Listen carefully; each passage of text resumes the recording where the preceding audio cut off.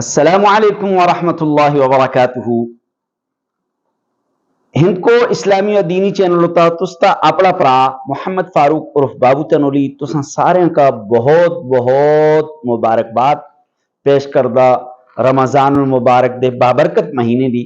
سب تو پہلے اسی سارے مل کے آقا دو جہاں صلی اللہ علیہ وسلم دی ذات تے درود شریف پڑھ دے۔ اللہم صلی علی محمد وعلی آل محمد کما صلیت علی ابراہیم وعلی آل ابراہیم انکا حمید مجید۔ ہند کو اسلامی اور دینی چینل ہوتا مسائل، فضائل، وظائف کن کے تساں واسطے اسی حاضر ہوندے۔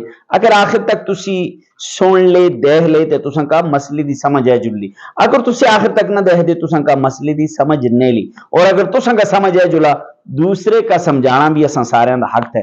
تے آج دا اہم اور انتہائی ضروری مسئلہ ہے کہ اسی روزہ رکھ دے، روزہ رکھنوں تو بعد افطاری کس شئی نالے کرنا زیادہ ثواب ہے، یا افطاری کس چیز نالے کرنا سنت رسول اللہ صلی اللہ علیہ وسلم تھی۔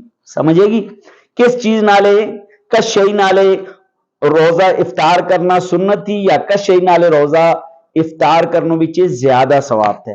حضرت انس رضی اللہ تعالی عنہ فرماندے کہ رسول اللہ صلی اللہ علیہ وسلم علیہ وسلم روزے بچے یعنی افطار دے وقت سب تو پہلے کوشش کرنے کی کھجور نالے اکثر و بیشتر نبی علیہ السلام روزہ افطار کرنے ہیں۔ کس نالے؟ کھجور نالے۔ اگر تساں کا کھجور مہیا تھی نا، کھجور تساں کا مل اگ دی تے کھجور نالے روزہ افطار کرنا بہت ہی زیادہ ثواب تھے، سنت رسول تھی۔ اور دوسری گل کہ کھجور تستی صحت واسطے انتہائی مفید تھی۔ اگر کھجور نہ مل دی، خشک چھوارے تساں کا مل دے، تسی اس نالے بھی روزے کا افطار کر آک دے۔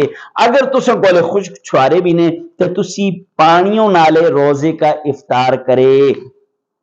اگر تساں کا گل سمجھے گی تے عمل آئی تو شروع کرے، اگر تساں کا سمجھے گی تو دوسرے کا سمجھانا پہنچانا بھی تستا تے اساں سارے دا فرض ہے۔